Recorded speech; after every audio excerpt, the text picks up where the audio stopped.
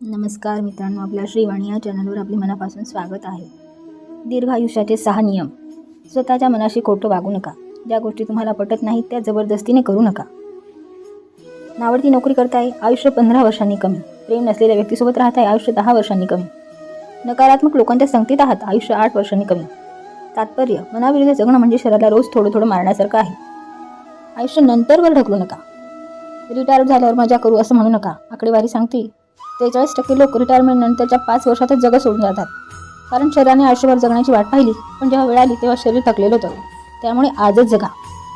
एकटेपणा टाळा, माणसे जोडा. एकटेपणा हा दिवसाला 15 सिगारेट्स ओढण्या इतका धोकादायक आहे. चांगले मित्र आणि नातेवाईक असलेल्या लोकांचं आयुष्य 50% जास्त असतं. मित्रांची संख्या महत्त्वाची नाही, तर नात्यांचा दर्जा महत्त्वाचा आहे. जगण्याचं एक कारण शोधा. इकिगाई. जपानी लोक याला इकिगाई म्हणतात, म्हणजे सकाळी उठण्याचं कारण. ज्यांच्याकडे आयुष्याचा स्पष्ट उद्देश आहे त्यांचं आयुष्य सरासरी 7 वर्षांनी वाढतं. हा उद्देश काहीही असू शकतो. नातवंडांना सांभाळणं, बागकाम करणं, समाजसेवा करणं किंवा कला एखादी. माझी कोणाला तरी गरज आहे ही भावना खूप पॉवरफुल असते. आरोग्याचा अतिविचार टाळा. सतत कॅलरीज मोजणे, डाएट टेन्शन घेणे आणि फिटनेसबद्दल अतिविचार करणे हे आयुष्य नाही, ती एक शिक्षा आहे. अतिनियंत्रण ठेवल्याने ताण वाढतो आणि कॉर्टिसॉल लेव्हल वाढते. त्यापेक्षा अन्नाचा आनंद घ्या.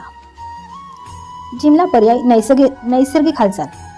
100 वर्षे जगणारे लोक जिममध्ये जाऊन वजन उचलत नाहीत. ते नैसर्गिकरित्या ॲक्टिव्ह राहतात. चालणे, बागकाम करणे, पायऱ्या चढणे, घरातील कामे करणे.